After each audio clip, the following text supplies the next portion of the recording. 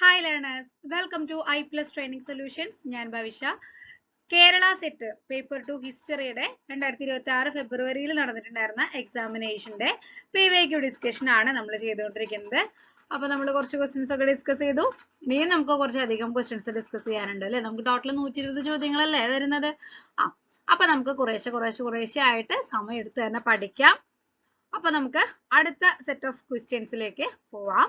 Once again, welcome to I Plus Training Solutions. നമ്മുടെ ഇന്നത്തെ ആദ്യത്തെ ചോദ്യം, The Ziggurat of Ur was built by the Sumerian king dash. Sumerian king ആയിട്ടുള്ള ആരാണ് സിഗുറാത്ത്, ഉറിലെ സിഗുറാത്ത് construct ചെയ്തിട്ടുള്ളത് എന്നാണ് ചോദ്യം. ഷൂസിൻ, ഷുൽഗി, ഉർനമ്മു, ഇബ്ബിസിൻ. 4 ഓപ്ഷൻസ് നമുക്ക് നൽകിയിട്ടുണ്ട്. ഇതിൽ ആരാണ് ഉർ നഗരത്തിലെ സിഗുറാത്ത് ബിൽഡ് ചെയ്തിട്ടുള്ള സുമേറിയൻ കിങ്? ഓക്കെ, ആൻസർ വരുന്നത് ഏതാ? ഓപ്ഷൻ സി, ഉർനമ്മു ആണ് ആൻസർ വരുന്നത്.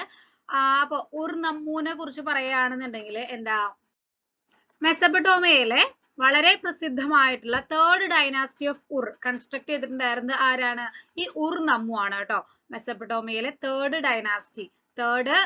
ഡൈനാസ്റ്റി ഓഫ് ഉർ കൺസ്ട്രക്ട് ചെയ്തിട്ടുള്ളത് ആരാണ്? ഉർനമ്മു ആണ്. അദ്ദേഹത്തിന്റെ ഭരണകാലം വരുന്നത് ഏകദേശം 2112 മുതൽ 2095 വരെയുള്ള ഒരു കാലഘട്ടമാണ് ഏകദേശം അദ്ദേഹത്തിന്റെ ഒരു പീരീഡ് വരുന്നത്. നമ്മള് ഏറ്റവും പഴയ നിയമസംഹിത എന്ന് പറഞ്ഞിട്ട് നമ്മൾ പഠിക്കാറുള്ളത് ഏതാണ്? ഹമ്മുറാബിയുടെ നിയമസംഹിതയാണ് അല്ലെ. ഏറ്റവും നല്ല കോഡിഫൈഡ് ലോ എന്നൊക്കെ പറഞ്ഞിട്ട് നമ്മൾ പഠിക്കാറുള്ളത് ഏതാണ്? ഹമ്മുറാബിയുടെ കോഡ് ഓഫ് ഹമ്മുറാബിയാണ് അല്ലെ, ഹമ്മുറാബിയുടെ നിയമസംഹിത. എന്നാൽ അതിനും 300 വർഷം മുമ്പ് ഉർനമ്മുവിന്റെ നിയമസംഹിത നിലവിൽ വന്നിട്ടുണ്ടായിരുന്നു കേട്ടോ. ഓക്കെ, അതായത് ലോക ചരിത്രത്തിലെ തന്നെ ഏറ്റവും പഴയ നിയമസംഹിത രചിച്ചത് ഉർനമ്മു ആണെന്നാണ് പറയപ്പെടുന്നത്. ഓക്കെ, ഈ ഹമ്മുറാബിയുടെ നിയമസംഹിതയുടെ ഏകദേശം ഒരു 300 വർഷങ്ങൾക്ക് മുൻപാണ് ഈ ഉർനമ്മുവിന്റെ കോഡ് ഓഫ് ലോ നിലവിൽ വന്നിട്ടുണ്ടായിരുന്നത്. ഓക്കെ, ദെൻ ഉറിലെ ഏറ്റവും വലിയ കൺസ്ട്രക്ഷൻ അല്ലെങ്കിൽ ഏറ്റവും വലിയ സിഗുറാത്ത് കൺസ്ട്രക്ട് ചെയ്തിട്ടുള്ളത് ആരാണ്? അത് ഈ ഉർനമ്മു ആണ് കേട്ടോ. അതുപോലെ തന്നെ ഈ ഉർ സിറ്റിയിൽ മാത്രമല്ല, നിപ്പർ, അതുപോലെ എറിഡു, ഉറൂക്ക്, ഇങ്ങനെയുള്ള പല സിറ്റികൾ ഉണ്ടായിരുന്നില്ലേ ഈ കൾച്ചറിന്റെ ഭാഗമായിട്ട്. ഇവിടങ്ങളിലും ഇദ്ദേഹം ഇത്തരത്തിലുള്ള ഈ സെയിം കൈൻഡ് ഓഫ് ആരാധനാലയങ്ങൾ കൺസ്ട്രക്ട് ചെയ്തിട്ടുണ്ടായിരുന്നു ഉർനമ്മു. ഉറിലെ സിഗുറാത്തിനെ കുറിച്ചിട്ട് നമുക്ക് ജസ്റ്റ് ഒന്ന് പറയാം. അപ്പൊ ഏകദേശം BC 21-ാം നൂറ്റാണ്ടിലാണ് അതായത് ഒരു ന്യൂ സുമേറിയൻ പീരീഡിലാണ് സിഗുറാത്തിന്റെ കൺസ്ട്രക്ഷൻ നടക്കുന്നത്. അപ്പൊ ആരാണ് കൺസ്ട്രക്ട് ചെയ്തിട്ടുണ്ടായിരുന്നത്? ഉർനമ്മു ആണ് കൺസ്ട്രക്ട് ചെയ്തിട്ടുണ്ടായിരുന്നത്. അദ്ദേഹത്തിന്റെ മകനായിട്ടുള്ള ഷുൽഗി കിങ്ങിന്റെ കാലഘട്ടത്തിലാണ് ഇതിന്റെ ഒരു കൺസ്ട്രക്ഷൻ ഫുൾഫിൽ ചെയ്തത്, കംപ്ലീറ്റ് ചെയ്യുന്നത്. അതായത് സ്റ്റാർട്ട് ചെയ്യുന്നത് ഉർനമ്മുവിന്റെ കാലഘട്ടത്തിലാണ്. അതായത് കൺസ്ട്രക്ഷൻ ആരംഭിക്കുന്നത്, അതിന്റെ ഓൾമോസ്റ്റ് കാര്യങ്ങളൊക്കെ നടത്തുന്നത് ഉർനമ്മുവിന്റെ കാലഘട്ടത്തിലാണ്. എന്നാൽ ഇത് വർക്ക് കംപ്ലീറ്റ് ചെയ്യുന്നത് ഈ ഉർനമ്മുവിന്റെ മകനായിട്ടുണ്ടായിരുന്ന കിങ് ഷുൽഗിയുടെ കാലഘട്ടത്തിലായിരുന്നു. ഓക്കെ, അപ്പോ ചന്ദ്രദേവൻ ഉണ്ടല്ലോ, അതായത് ഇവരുടെ ചന്ദ്രദേവൻ എന്താണ് വിളിച്ചിട്ടുണ്ടായിരുന്നത്? നന്ന എന്നുള്ള പേരിലാണ്, അല്ലെങ്കിൽ നന്ന സിൻ, ആ ഒരു പേരിലൊക്കെയാണ് ചന്ദ്രദേവനെ വിളിച്ചിട്ടുണ്ടായിരുന്നത്. നമ്മൾ ഇതൊക്കെ മെസപ്പൊട്ടോമിയൻ സിവിലൈസേഷൻ പഠിക്കുമ്പോൾ അതില് നമ്മൾ അവരുടെ ഒരു റിലീജിയൻ, കൾച്ചർ, കസ്റ്റം ഒക്കെ പഠിച്ചപ്പോൾ അതിൽ പറഞ്ഞിട്ടുണ്ടായിരുന്നു അല്ലെ. അപ്പൊ ചന്ദ്രദേവന്റെ പേര് നന്ന എന്നായിരുന്നു. ഈ നന്ന എന്നുള്ള ചന്ദ്രദേവന് വേണ്ടിയിട്ടാണ് ഈ ഒരു സിഗുറാത്ത് ഡെഡിക്കേറ്റ് ചെയ്തിട്ടുള്ളത്. Okay, next question. The phrase taxation without a representation is tyranny is mainly attributed to Thomas Jefferson, Samuel Adams, James Otis, George Washington. അതായത് taxation without representation is a tyranny എന്ന് പറഞ്ഞിട്ടുള്ളത് ആരാണ് എന്നാണ് നമ്മുടെ ചോദ്യം. ഓക്കെ, അപ്പൊ ഈ ഫ്രേസ് ടാക്സേഷൻ വിത്തൗട്ട് റെപ്രസെന്റേഷൻ എന്നുള്ളത് ഏത് കാലഘട്ടത്തിൽ, അതായത് ഏത് ഇവന്റിന്റെ ഭാഗമായിട്ട് വന്നിട്ടുള്ള ഒരു ഫ്രേസ് ആണ്, അല്ലെങ്കിൽ ഒരു മുദ്രാവാക്യാണ് എന്നുള്ളത് നിങ്ങൾക്ക് ഓർമ്മയുണ്ടാവും. ഓക്കെ, അപ്പൊ നമുക്ക് നോക്കാം ആൻസർ ഏതാണ് എന്നുള്ളത്. ഓപ്ഷൻ സി, ജെയിംസ് ഓട്ടിസ് ആണ് ശരിയായിട്ടുള്ള ആൻസർ വരുന്നത്. ജെയിംസ് ഓട്ടിസ് അമേരിക്കൻ റെവല്യൂഷന്റെ കാലഘട്ടത്തിലെ ഏറ്റവും പ്രധാനപ്പെട്ട മുദ്രാവാക്യങ്ങളിൽ ഒന്നായിരുന്നു നോ ടാക്സേഷൻ വിത്തൗട്ട് റെപ്രസെന്റേഷൻ എന്നുള്ളത്. നോ ടാക്സേഷൻ വിത്തൗട്ട് റെപ്രസെന്റേഷൻ, പ്രാതിനിധ്യമില്ലാതെ നികുതിയില്ല. ഒരു തവണ HSAക്ക് എനിക്ക് തോന്നുന്നു 2022 HSAക്ക് ആണെന്ന് തോന്നുന്നു ഈ ഒരു ക്വസ്റ്റ്യൻ വന്നിട്ടുണ്ടായിരുന്നു. പ്രാതിനിധ്യമില്ലാതെ നികുതിയില്ല എന്ന് പറഞ്ഞിട്ടുണ്ടായിരുന്നത് ഏത് വിപ്ലവത്തിന്റെ ഭാഗമായിട്ടാണ് എന്നുള്ളതായിരുന്നു ചോദ്യം. ഓക്കെ, അമേരിക്കൻ റെവല്യൂഷന്റെ ഭാഗമായിട്ടായിരുന്നു ഈ ഒരു സ്ലോഗൻ നിലവിൽ വന്നിട്ടുണ്ടായിരുന്നത്. ഓക്കെ, അപ്പൊ ഈ ഒരു സ്ലോഗൻ തയ്യാറാക്കിയിട്ടുണ്ടായിരുന്ന വ്യക്തിയായിരുന്നു ആര്? James Otis. ജെയിംസ് ഓട്ടിസ് ഒരു ലോയറും ഒരു പൊളിറ്റിക്കൽ ആക്ടിവിസ്റ്റുമായിരുന്നു. കൊളോണിയൽ മാസച്യൂസെറ്റ്സ് അവിടെയായിരുന്നു അദ്ദേഹത്തിന്റെ ഒരു പ്ലേസ് എന്ന് പറയുന്നത്. Who became one of the earliest and the most vocal criticist of British tax policy. Okay, അപ്പൊ ഈ ഒരു അമേരിക്കൻ റെവല്യൂഷന്റെ കാലഘട്ടത്തിൽ, അതായത് ഒരു 1761 ആ ഒരു സമയത്തായിട്ടാണ് ജെയിംസ് ഓട്ടിസ് അദ്ദേഹം ഒരു പ്രസംഗം നടത്തുന്നുണ്ട്. ഈ മാസച്യൂസെറ്റ്സിൽ ഒരു പ്രസംഗം നടത്തുന്നത്. ആ ഒരു പ്രസംഗത്തിലാണ് നോ ടാക്സേഷൻ വിത്തൗട്ട് റെപ്രസെന്റേഷൻ എന്നുള്ള ഒരു മുദ്രാവാക്യമൊക്കെ അദ്ദേഹം പറഞ്ഞിട്ടുണ്ടായിരുന്നത്. അതായത് എന്താ ഉദ്ദേശിക്കുന്നത് വെച്ച് കഴിഞ്ഞാൽ ബ്രിട്ടീഷ് പാർലമെന്റില് അമേരിക്കൻ കോളനികൾക്ക് പ്രാതിനിധ്യം ഇല്ല, റെപ്രസെന്റേഷൻ ഇല്ലാത്തതിനാൽ അവർക്ക് മേലെ നികുതി ചുമത്താനായിട്ട് ബ്രിട്ടന് അവകാശം ഇല്ല എന്നാണ് ഇതിലൂടെ അദ്ദേഹം പറഞ്ഞിട്ടുണ്ടായിരുന്നത്. ഓക്കെ, അപ്പൊ നോ ടാക്സേഷൻ വിത്തൗട്ട് റെപ്രസെന്റേഷൻ, ഞങ്ങൾക്ക് പ്രാതിനിധ്യം ഇല്ലേ എന്നാൽ ഞങ്ങളുടെ നികുതി തരില്ല, അതാണ് പറയുന്നത്. ഓക്കെ, ദെൻ ഈ ഒരു മുദ്രാവാക്യത്തിന്റെ ഇൻഫ്ലുവൻസ് കൊണ്ട് സ്റ്റാമ്പ് ആക്ട്, അതുപോലെ ടൗൺഷെഡ് ആക്ട്, അങ്ങനെയുള്ള കുറച്ചധികം ടാക്സ് ലോ അതിനെതിരെ ആ ഒരു നയങ്ങൾക്കെതിരെയൊക്കെ പ്രവർത്തിക്കാനായിട്ട് അമേരിക്കൻ ജനതയെ ഒരുമിപ്പിക്കാനായിട്ട് ഈ പെർട്ടിക്കുലർ സ്ലോഗന് സാധിച്ചിട്ടുണ്ട് എന്നുള്ളത് നല്ലൊരു കാര്യമാണ് അല്ലെ. തോമസ് ജെഫേഴ്സൺ ആരാണ്? നമ്മുടെ ഓപ്ഷനിൽ പറഞ്ഞിട്ടുണ്ടായിരുന്ന ഒരു വ്യക്തിയാണ് അല്ലെ, തോമസ് ജെഫേഴ്സൺ. അദ്ദേഹം ആരാണ്? ഈ അമേരിക്കൻ ഡിക്ലറേഷൻ ഓഫ് ഇൻഡിപെൻഡൻസിൽ വളരെ വലിയൊരു പങ്ക് വഹിച്ചിട്ടുണ്ടായിരുന്ന വ്യക്തിയാണ്. അതായത് 1776 അമേരിക്കൻ ഡിക്ലറേഷൻ ഓഫ് ഇൻഡിപെൻഡൻസ് എഴുതി തയ്യാറാക്കിയിട്ടുണ്ടായിരുന്ന ഒരു പ്രധാന വ്യക്തിയായിരുന്നു അല്ലെ തോമസ് ജെഫേഴ്സൺ. ഓക്കെ, അത് മാത്രമല്ല അമേരിക്കയുടെ 3ാമത്തെ പ്രസിഡന്റ് കൂടിയായിരുന്നു തോമസ് ജെഫേഴ്സൺ. സാമുവൽ ആഡംസ് നമ്മുടെ ഓപ്ഷനിലെ മറ്റൊരു വ്യക്തിയാണ്. സാമുവൽ ആഡംസിന്റെ പ്രത്യേകത എന്ന് പറഞ്ഞു കഴിഞ്ഞാല് ഈ ഒരു ബ്രിട്ടീഷ് ഗവർണൻസിന് എതിരായിട്ട് പോരാടാനായിട്ട് സൺസ് ഓഫ് ലിബർട്ടി എന്ന ഒരു റെവല്യൂഷണറി ഓർഗനൈസേഷൻ സ്ഥാപിച്ചിട്ടുണ്ടായിരുന്ന വ്യക്തി. സൺസ് ഓഫ്, അതായത് SONS സൺസ് ഓഫ് ലിബർട്ടി എന്ന ഒരു വിപ്ലവ സംഘടന രൂപീകരിച്ചിട്ടുണ്ടായിരുന്ന വ്യക്തിയായിരുന്നു ആര്? Samuel Adams. ഓക്കെ, പിന്നെ 1773 ബോസ്റ്റൺ ടീ പാർട്ടി നടന്നിട്ടുണ്ടായിരുന്നത്. ആ ഒരു ഇൻസിഡന്റ് നടന്നിട്ടുണ്ടായിരുന്നത്. അതില് പ്രധാനപ്പെട്ട ഒരു നേതാക്കളിൽ ഒരാളും കൂടെ ആയിരുന്നു കേട്ടോ സാമുവൽ ആഡംസ് എന്ന് പറയുന്നത്. ഓക്കെ, ഇനി അടുത്തത് ആരാ? George Washington. അതായത് ജോർജ് വാഷിംഗ്ടണിനെ കുറിച്ച് പറയുകയാണെന്നുണ്ടെങ്കിൽ അമേരിക്കൻ ഒരു കോണ്ടിനെന്റൽ ആർമിയുടെ കമാൻഡർ ഇൻ ചീഫ് ആയിരുന്നു ജോർജ് വാഷിംഗ്ടൺ. അത് മാത്രമല്ല അമേരിക്കയുടെ ആദ്യത്തെ പ്രസിഡന്റ് ആരായിരുന്നു? ആദ്യത്തെ പ്രസിഡന്റ് ആയിട്ട് തെരഞ്ഞെടുക്കപ്പെട്ടിരുന്ന വ്യക്തിയും ജോർജ് വാഷിംഗ്ടൺ ആയിരുന്നു. അമേരിക്കയുടെ രാഷ്ട്രപിതാവ് എന്നറിയപ്പെടുന്നത് ആരാണ്?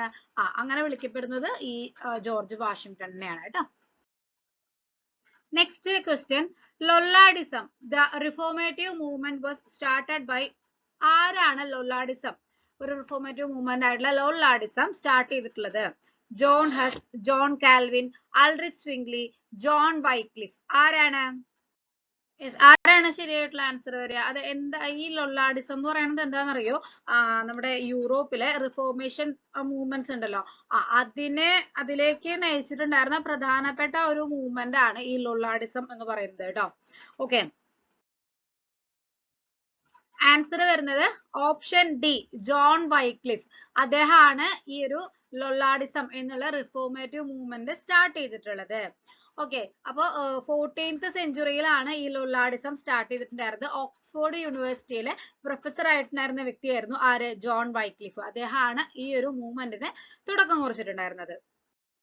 മോർണിംഗ് സ്റ്റാർ ഓഫ് റിഫോർമേഷൻ, അതായത് റിഫോർമേഷൻ മതനവീകരണത്തിന്റെ മോർണിംഗ് സ്റ്റാർ, പ്രഭാത നക്ഷത്രം എന്ന് വിളിക്കുന്നത് ആരെയാണ്? അത് ഈ ജോൺ വൈക്ലിഫിനെയാണ് കേട്ടോ. ഇത് ഒരു തവണ 2016 16 HSA സോഷ്യൽ സയൻസ് എന്ന് ചോദിച്ചിട്ടുണ്ടായിരുന്ന ഒരു ചോദ്യമായിരുന്നു. മതനവീകരണത്തിന്റെ പ്രഭാത നക്ഷത്രം എന്ന് അറിയപ്പെടുന്നത് ആരാണ് എന്നുള്ളത് ജോൺ വൈക്ലിഫ് ആണ്. ഓക്കെ, ദെൻ സാധാരണക്കാർക്ക് വായിക്കാനായിട്ട് ബൈബിള് ആദ്യമായിട്ട് ഇംഗ്ലീഷ് ഭാഷയിലേക്ക് ട്രാൻസ്ലേറ്റ് ചെയ്തിട്ടുണ്ടായിരുന്നത് ഇദ്ദേഹത്തിന്റെ നേതൃത്വത്തിലായിരുന്നു. ഓക്കെ, ഈ ജോൺ വൈക്ലിഫിന്റെ അസിസ്റ്റൻസ് അല്ലെങ്കിൽ അനുയായികൾ എന്നൊക്കെ പറയില്ലേ, അവരേനെയാണ് ഈ ലൊള്ളാടുകൾ എന്ന് വിളിച്ചിട്ടുണ്ടായിരുന്നത് കേട്ടോ. ലൊള്ളാഡിസം എന്ന് പറഞ്ഞു കഴിഞ്ഞാൽ എന്താണ്? ഒരു proto Protestant Christian revival movement ആണ് that emerged in England during the late 14th century. Okay, അപ്പോൾ നേരത്തെ പറഞ്ഞ കാര്യങ്ങൾ തന്നെയാണ്. It laid much of the groundwork for the later English Reformation. Okay, മതനവീകരണത്തിന് വേണ്ടുന്ന എല്ലാ അടിത്തറയും പാകിയിട്ടുണ്ടായിരുന്ന ഒരു proto Protestant Christian revival movement ആയിരുന്നു എന്ത്? ലൊള്ളാഡിസം. അപ്പൊ ഇതിൽ വരുന്ന പ്രധാനപ്പെട്ട ലീഡേഴ്സ് ആരൊക്കെയാണ്? ജോൺ വൈക്ലിഫ്, പിന്നെ an Oxford theologian often called morning star of the Reformation. Okay, ഇനി നമ്മൾ ഓപ്ഷനിൽ പറഞ്ഞിട്ടുണ്ടായിരുന്ന മറ്റു ആൾക്കാരുടെ പേരും കൂടി ജസ്റ്റ് ഒന്ന് പറയാം, അല്ലെങ്കിൽ ഒരു വിഷമാവില്ലേ. അപ്പൊ ജോൺ ഹസ് ആണ് ആദ്യം. ഓപ്ഷൻ എയിൽ ഉണ്ടായിരുന്ന ആരായിരുന്നു? ജോൺ ഹസ് ആയിരുന്നു അല്ലെ. അദ്ദേഹം ഇന്നത്തെ ചെക്ക് റിപ്പബ്ലിക് ആ ഒരു പ്ലേസ് ഉണ്ടല്ലോ, ബൊഹീമിയ, പണ്ടത്തെ ബൊഹീമിയ, ഇന്നത്തെ ചെക്ക് റിപ്പബ്ലിക്, അവിടത്തെ ഒരു റിഫോർമേഷൻ ലീഡർ ആയിരുന്നു ആര്? ജോൺ ഹസ്. ഓക്കെ, ഈ ജോൺ വൈക്ലിഫിന്റെ ആശയങ്ങളൊക്കെ വളരെയധികം ഇൻഫ്ലുവൻസ് ചെയ്തിട്ടുണ്ടായിരുന്ന ഒരു വ്യക്തിയായിരുന്നു ജോൺ ഹസ്. ഇനി ജോൺ കാൽവിൻ ആരായിരുന്നു? ജോൺ കാൽവിൻ സ്വിറ്റ്സർലാൻഡിലെ റിഫോർമേഷന്റെ ലീഡർ, അല്ലെങ്കിൽ സ്വിറ്റ്സർലാൻഡിലെ റിഫോർമേഷന് നേതൃത്വം കൊടുത്തിട്ടുണ്ടായിരുന്ന ഒരു വ്യക്തിയായിരുന്നു ജോൺ കാൽവിൻ. അദ്ദേഹത്തിന്റെ ആശയങ്ങൾ കാൽവിനിസം എന്നുള്ള പേരിലാണ് പ്രചരിച്ചിട്ടുണ്ടായിരുന്നത്. ഇനി അൾഡ്രിച്ച് സ്വിംഗ്ലി ആരായിരുന്നു? സ്വിറ്റ്സർലാൻഡിലെ മറ്റൊരു പ്രമുഖ നേതാവായിരുന്നു അൾഡ്രിച്ച് സ്വിംഗ്ലി.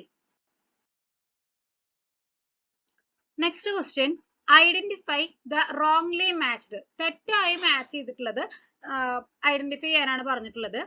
എലി വൈറ്റ്നി, കോട്ടൺ ജിൻ,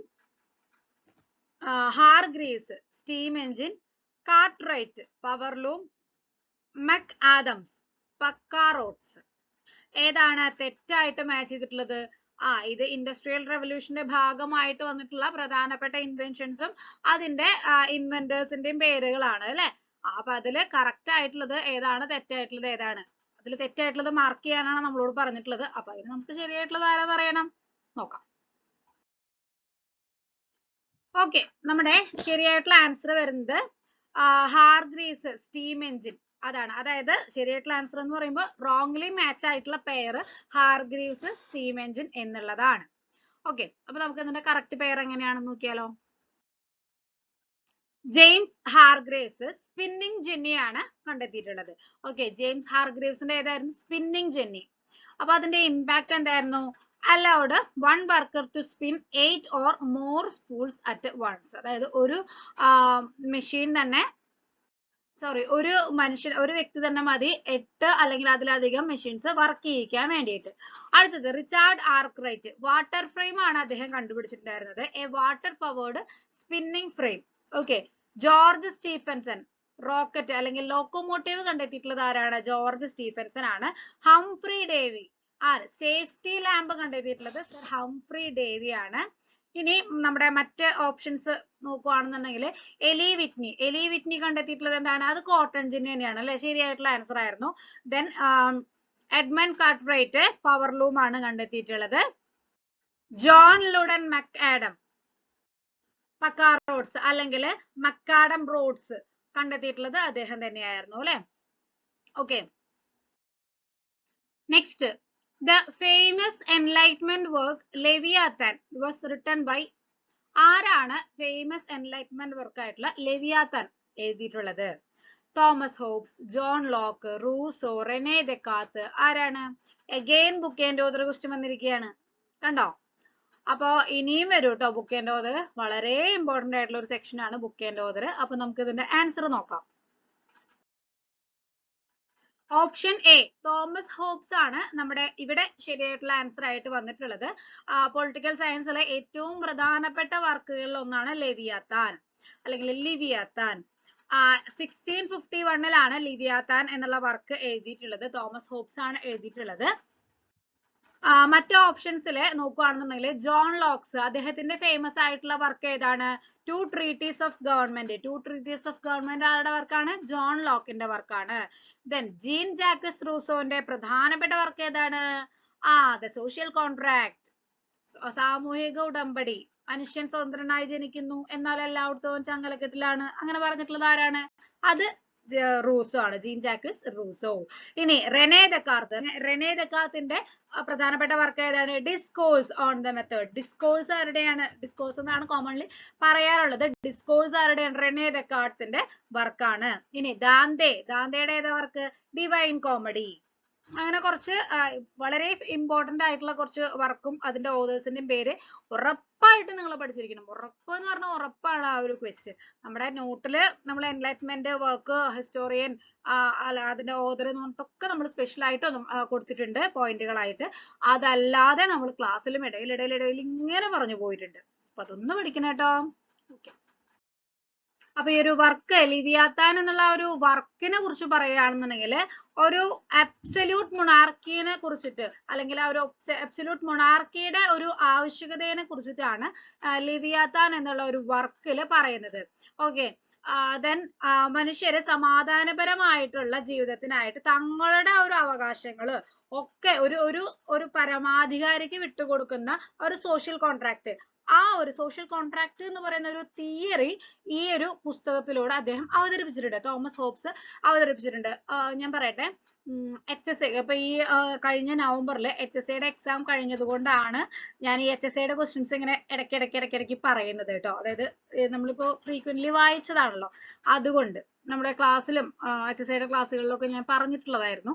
അതായത് ഈ ക്വസ്റ്റ്യൻ ഇതായിരുന്നു, സോഷ്യൽ കോൺട്രാക്റ്റുമായിട്ട് ബന്ധപ്പെട്ടിട്ടുള്ള വ്യക്തികൾ താഴെ തന്നിട്ടുള്ളവർ ആരൊക്കെയെന്നാണ് ചോദിച്ചിട്ടുണ്ടായിരുന്നത്. അപ്പൊ അതിൽ ഓരോ ഓപ്ഷൻ കൊടുത്തിട്ടുണ്ടായിരുന്നത്, ഒന്ന് റൂസോ, മൊണ്ടസ്ക്യൂ, പിന്നെ റൂസോ, അങ്ങനെ വേറെ എല്ലാത്തിലും റൂസോന്റെ പേരുണ്ടായിരുന്നു. ദെൻ മറ്റൊരു ഓപ്ഷൻ എന്ന് പറയുന്നത് റൂസോ മാത്രം, പിന്നെ ഒരു ഓപ്ഷനിലുള്ളത് റൂസോയും തോമസ് ഹോബ്സും ആയിരുന്നു. ഓക്കെ. അപ്പോ നമ്മൾ ചിലപ്പോ സോഷ്യൽ കോൺട്രാക്ട് എന്നുള്ളത് റൂസോയുടെ വർക്കാണല്ലോ, അപ്പൊ അദ്ദേഹത്തിന്റെ പേര് മാത്രമായിട്ട് എഴുതാൻ സാധ്യതയുണ്ട്. പക്ഷെ അങ്ങനെ എഴുതരുത്. ഈ സോഷ്യൽ കോൺട്രാക്ട് എന്ന് പറഞ്ഞിട്ടുള്ള ഒരു തിയറി ഈ തോമസ് ഹോബ്സും അവതരിപ്പിച്ചിട്ടുണ്ട്. അപ്പൊ അതുകൊണ്ട് റൂസോയും തോമസ് ഹോബ്സും രണ്ടുപേരും ഇതിൽ ബന്ധപ്പെട്ടിട്ടുള്ളതാണ് കേട്ടോ. റൂസോന്റെ വർക്കാണ് ഈ സോഷ്യൽ കോൺട്രാക്ട് എന്ന് പറയുന്നത്. എന്നാൽ ആ ഒരു തിയറി ഇതിൽ അവതരിപ്പിച്ചിട്ടുള്ളത്, ലിവിയാത്താനിൽ അവതരിപ്പിച്ചിട്ടുള്ളത് തോമസ് ഹോബ്സ് ആണ്. ക്ലിയർ ആണല്ലോ? ഓക്കെ. അപ്പൊ ഇന്ന് ഡിസ്കസ് ചെയ്തിട്ടുള്ള ക്വസ്റ്റ്യൻസും എക്സ്ട്രാ പോയിന്റ്സും ഒക്കെ നിങ്ങൾ നോട്ട് ചെയ്തിട്ടുണ്ടാവും എന്ന് ഞാൻ വിശ്വസിക്കുന്നു. Thank you.